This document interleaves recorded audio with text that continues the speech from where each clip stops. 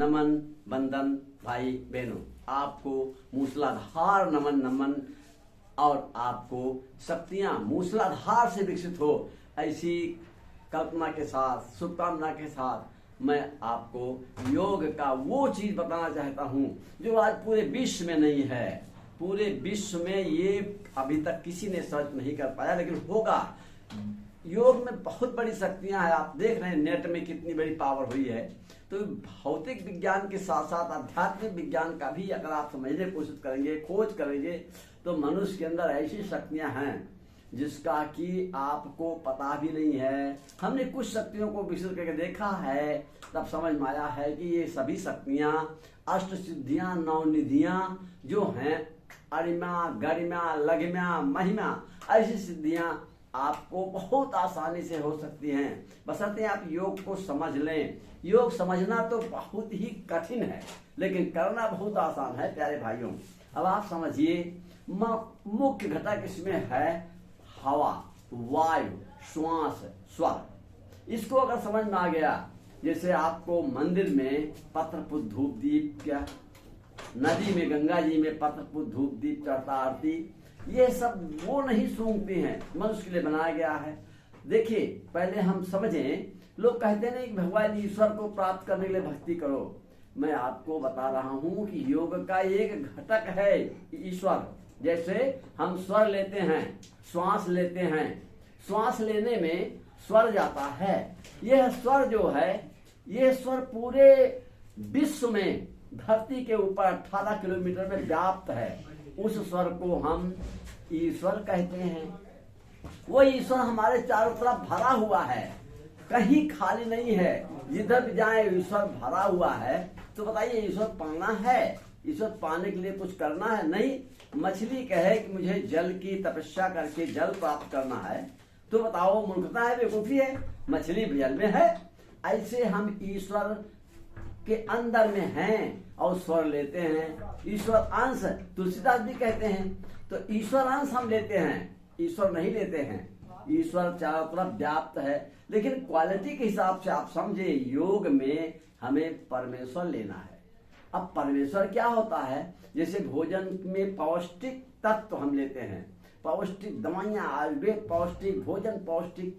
लेकिन भाइयों, हवा में, श्वास में पौष्टिक कैसे ले? पानी के भी पौष्टिक लोग जानते हैं। पानी में नींबू मिला दिया, शहद मिला दिया, फलों का रस मिला दिया, पौष्टिक बन गया। लेकिन हवा में पौष्टिक कैसे बनाएं? हमारे मनीषियों ने हवा को पौष्टिक बनाने के लिए मंदिरों में, गंगा के किनारे व्यवस्था बनाया है। मंदिर में पत्र पुष्प धूप दीप, पानी का वाष्प रहता है, कलश व्यवस्था। यही है पौष्टिक हवा। जैसे कहीं भी कथा हो, शादी हो, एक कलश की व्यवस्था होती है, पानी भाप बन के निकले। 24 घंटा 12 महीना पानी वाष्प बन के उड़ता है। उसी वाष्प में अगर हम पत्र पुष्प धूप दीप का सेंट मिला दें तो वही पौष्टिक हवा है। जैसे तुलसी में हम डालते हैं पानी, अभी ठंड में आप डालिए पानी ताजा, देखिए तुलसी के पेड़ों से भाप बन के उड़ेगा। अगर उसी में फूल धूप दीप जला दिया जाए, पानी डाल दिया या भाप उड़ रही है, फर्स्ट हम फूल रख दें, दीप जला दें, कुछ बढ़िया सेंटेड धूप जला दें, और वहां हवा अगर पूर्वा है तो हम पश्चिम बैठ लें। मनुष्यों ने ये खोज कर दिया है भाइयों कि आरती में लोग घूमने का सिस्टम बनाए। क्यों? क्योंकि हवा का अनुकूल हम बैठे हैं पूरब मुंह करके, और हवा पश्चिमा है, हमको नहीं मिलेगा। हम बैठे हैं पश्चिम, हवा पूर्वा है, हमको नहीं मिलेगा। इसलिए मनुष्यों ने कहा चारों तरफ हम परिक्रमा करें, घूमेंगे। तो जब घूमेंगे तो किसी न किसी तरफ से हमको मिल जाएगा। भोजन में भी जो वाष्प निकलता है, गर्म भोजन में जो वाष्प निकलता है, वो अगर आप 5 मिनट भोजन का सुगंध ले लें तो जितना पौष्टिकता वो खाने में मिलेगा, उसका आधा पौष्टिकता आपको भाप से मिल जाएगी। लेकिन उसकी परवाह नहीं करते लोग। ठंडा खाना खाएंगे या तो बैठेंगे तो खाना शुरू कर देते हैं। पहले हमें भाप से उसकी, देखो ना, गन्ने के क्रेशर पर जो लोग काम करते हैं ना, गन्ने का तत्व उनको पर्याप्त मिल जाता है, फिर उनकी इच्छा नहीं होती गुड़ खाने की। हमने देखा जितने लोग हैं नहीं खाते हैं। जहां मंदिरों में पुजारी रात दिन रहता है, उसको वो मंदिर का सुगंध उसको जरूरत नहीं पड़ती है, फिर वो बाहर भी निकलता है, क्योंकि वो भरपूर उससे इच्छा भर जाती है उसकी। हकीकत में हमारे मनुष्यों ने एक विज्ञान दिया है हमको कि हमारे अंदर की शक्ति विकसित करने के लिए हमें हवा श्वास लेते हैं उसको पौष्टिक बनाएं। तो मंदिर में लोग गए, अब मंदिर में लोग जाते हैं, उसमें दोनों तथ्य सही है कि मूर्ति भी सही है और वहां की पत्र को धूप दीप भी सही है। क्यों? मूर्ति में क्या होता है, ऐसी मूर्तियां मनुष्य ने सिद्ध किया है कि जिसको देखने से वास दोष खत्म होता है। जैसे सिंदूर लगा हुआ हनुमान की मूर्ति देखो तो वास दोष खत्म होगा, काली की मूर्ति देखो वास दोष खत्म होगा, जीभ निकली हुई हो। अब आप सोचो किसी की भावना सेक्सुअल हो, काम भावना है, लेकिन काली की मूर्ति देख ले, क्या तुरंत काम भावना जगेगी? नहीं, रुक जाएगी। यही वास दोष खत्म करने के सिस्टम बनाया गया है। अब वास दोष है क्या? दिन भर में हम कोई भी चीज निगेटिव सोच लें, किसी सुंदरी को देख के मन बिगड़ जाए, या किसी को अपशब्द बोल दें, या गलत निकल जाए कोनो भाषा, या जोर से बोल दें, हमारे लिए वास दोष हो गया। लेकिन पंडित जी क्या बताते हैं कि आपका मकान टेढ़ा है, ऊंचा है, नीचा है, कुतकोना है, इसमें ये हड्डी है, वो है, तमाम किस्म कहेंगे कि ये दो वास दोष लग रहा है। ये वास दोष नहीं है। वास दोष कई कई लोगों का ऐसा घटना घटी, लोग कहा अरे भाई हमने अपने जीवन में ऐसा कोई काम नहीं किया जिससे इतना बड़ा दंड मिले। हकीकत में वो वास दोष धीरे धीरे इकट्ठा हो गया।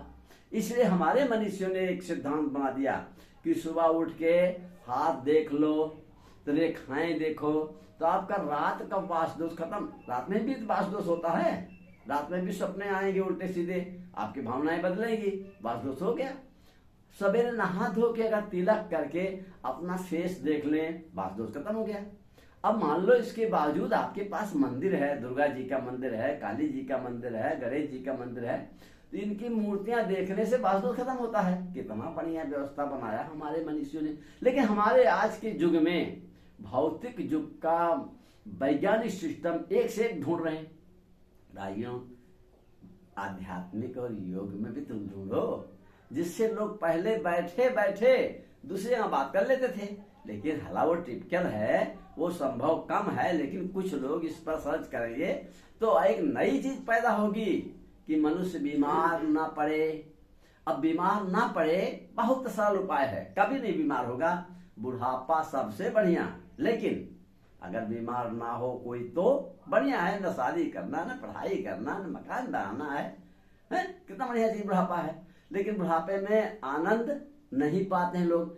हमारी शादी हो जाए तो आनंद, हमारी पढ़ाई हो जाए तो आनंद, हमारे लड़के बच्चे हो जाए इकट्ठे हो तब आनंद, मेरा मकान बन जाए तो आनंद। सब तो बन गया, कई लोगों को देखा मैंने, उनको आनंद नहीं है।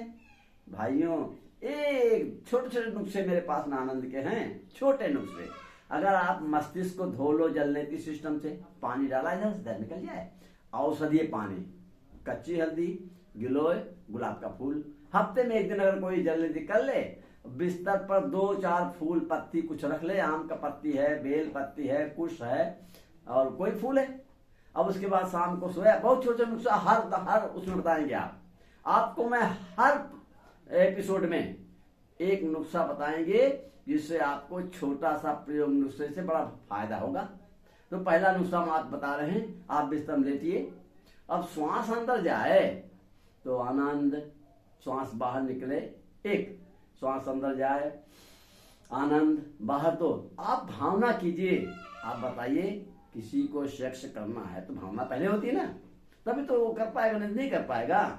अगर मुर्दा कोई देख रहा है अपने घर के आसपास किसी का है, तो क्या उसको सेक्स हो जाएगा? नहीं होगा, भावना उधर नहीं जाएगी।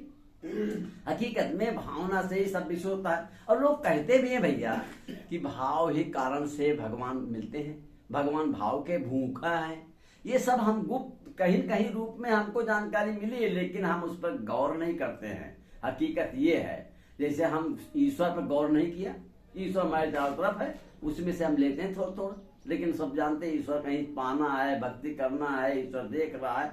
बिना मनुष्य की शरीर हुए कोई भी देख नहीं सकता है। और मैं कहता हूं भगवान का नाम लो तो भगवान ऊपर भी नहीं है, भगवान ही मनुष्य है, मनुष्य ही भगवान है, कोई शैतान भी है। हमने कविता में लिख दिया 4 लाइन में कि ऊपर से आते हुए जिसको कभी देखा नहीं, ऐसा भगवान न मानो सुजान। ये एक कल्पना है, डराने की कल्पना है। बुरे समय आने पर, मानो के पछताने पर सच्ची प्रेरणा देती है वही परम आत्मा है। ऐसे परमात्मा जिसके जीवन के आधार हैं, ऐसे भगवान को मेरा नमन नमस्कार है। जो भी आत्मा को श्रेष्ठ दे, तमाम नाम दिया गया, आत्म उन्नति, आत्म बल, अंतरात्मा की आवाज, इस पर कोई ध्यान नहीं देता। यही योग का मूल आधार है। अगर इसको समझ में आ जाए कि मेरी आत्मा ही मेरी सुनती है, वही हमको परिणाम देगी, तो हम आत्मा को फूल धूप दीप सेंट पानी के वास में दे दें, खूब प्राणायाम करें, फूलों से जलनेती कर लें, उसके बाद आत्मा खुश होगी। मुंह से काम करेंगे आप कभी फेल नहीं होंगे भैया। माइंड से काम किया हुआ फेल भी होते हैं और पास भी होते हैं, आत्मा से किया हुआ नहीं फेल होंगे। प्यारे भाइयों, एक बार आत्मविश्वास, आत्म लाभ, आत्मज्ञान, आत्म से संबंधित बहुत शब्द हैं, इसलिए आप उस पर विचार करके और आत्मा से प्रार्थना करो। कभी मुसीबत हो, आप जहर मत खाइए, फांसी न लगाइए। जब भी मुसीबत हो, आत्मा में गोता मारो, प्रार्थना करो, आत्मा प्रेरणा देगी। आपके पास रिजर्व शक्ति होती है। जब आदमी फांसी लगाने की कंडीशन होता है, उस समय शक्ति किंग कर्तव्य हो गया, अंदर रिजर्व है थोड़ी सी, उसके लिए प्रार्थना करेंगे तो रिजर्व शक्ति मिल जाएगी आपको। आप जहर खाने से बच जाएंगे। मेरे प्यारे भाइयों, बहुत छोटे छोटे नुस्खे बताऊंगा मैं इन्हीं शब्दों के साथ। हरि ओम।